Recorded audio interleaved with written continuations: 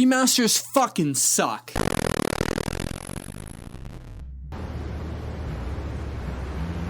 Why do I have to own 4 copies of every Zelda game? Ignore the illusion of free will. We are being held at gunpoint with these cute little dumb fucking figures. Looks like the Swallower has become the one who got swallowed. The Switch is a fantastic console, but a third of its library are expanded Wii U games. Deluxe, definitive, 2 words that haunt my dreams and my wallet. You need the superior version because you are missing out on something. In 1996, the average PS1 game cost around $63, which with inflation would sit around $112 today. Barbecue. That's $336 to play these broken-ass old games with their ugly-ass Sesame Street characters. Instead, Spyro says, nah, $50. And I'm going on sale for $25 near Christmas. If only Crash Bandicoot was this much of a stand-up guy. Our flight's in 10 minutes. Well, we better hurry then, didn't we? Buckle up, boys, buckle up.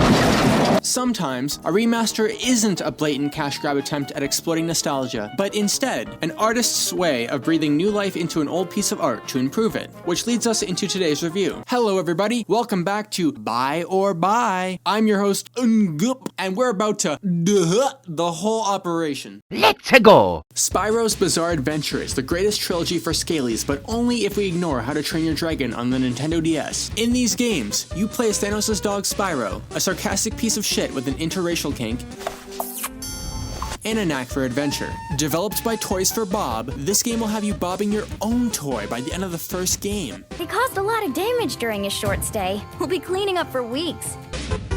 Yeah, well, you could have found an easier spot to get stuck.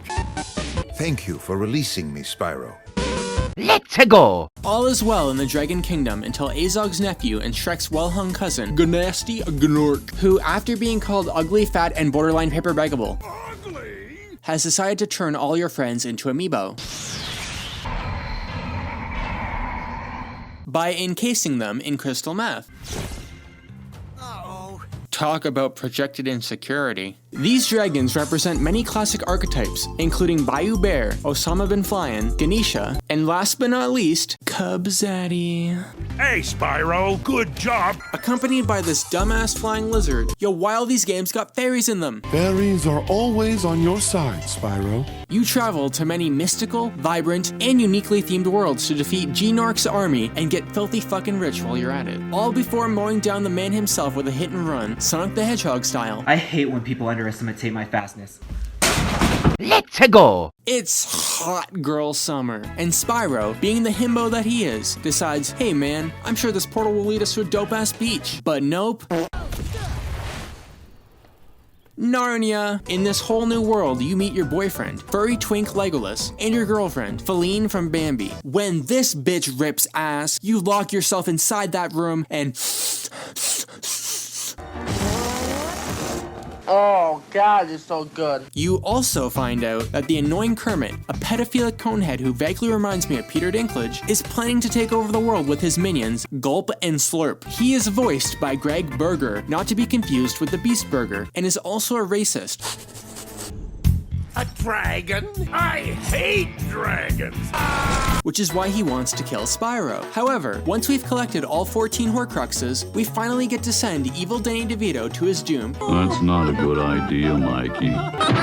Anakin Skywalker style. Let's go. Super Spyro Chinese New Year is the third and final game in the trilogy and quite possibly the strangest. You and your friends are celebrating the Breeding Kink Festival when suddenly Jessica Rabbit arrives with a horde of hungry hippos to steal those precious omelet eggs and deliver them to the sorceress. Oh no, the dragon eggs have been stolen. A morbidly obese cyan alligator with a crippling fear of death, yet is incinerated at the end of the game anyway, haha.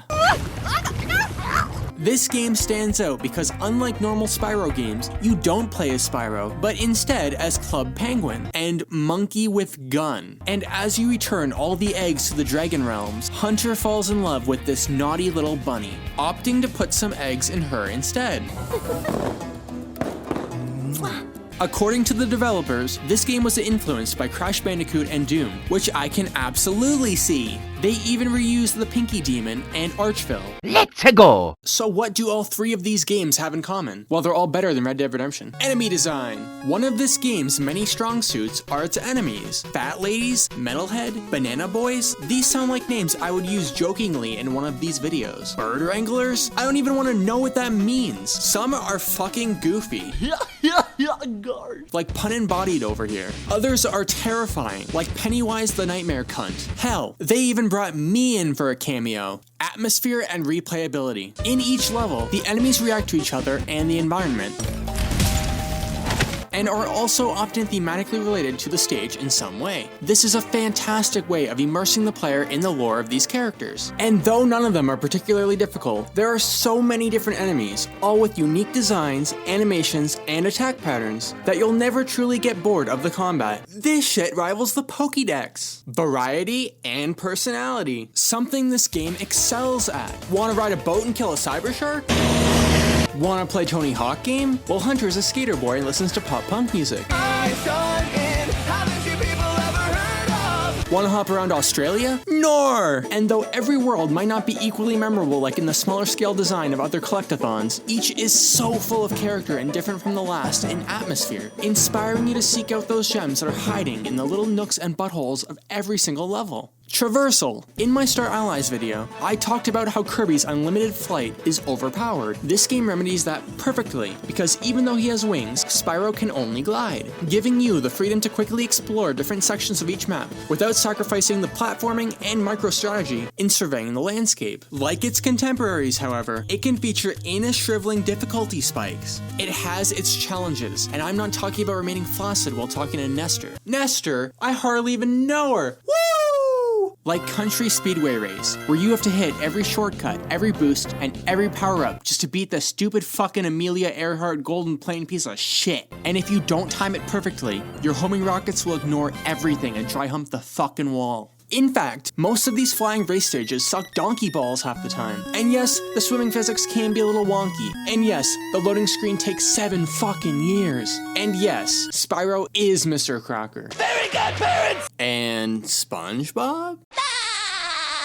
And apparently, you couldn't control the camera in the original games, which fucking sucks. 2 out of 10 for each of these bitches. Spyro is just another 3D platforming collectathon and doesn't really stand out in terms of— shut up kid, your mom's a virgin, get ratioed. This game feels magical, like mentally submerged nostalgia that you didn't know existed, like an ethereal claw machine tickling your brain. And it came at the perfect time too.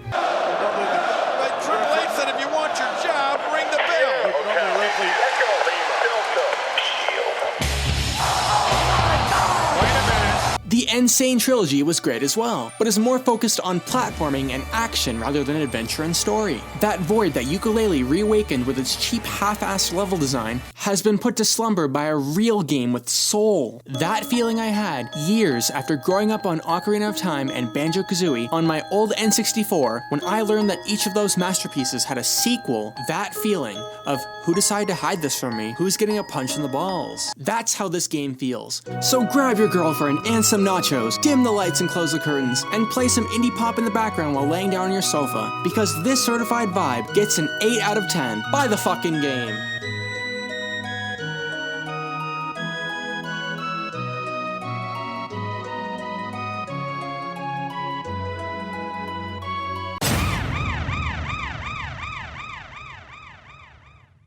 Hey pretty girl, wanna get your cock sucked? Well you better get in line behind this purple fuck, yeah!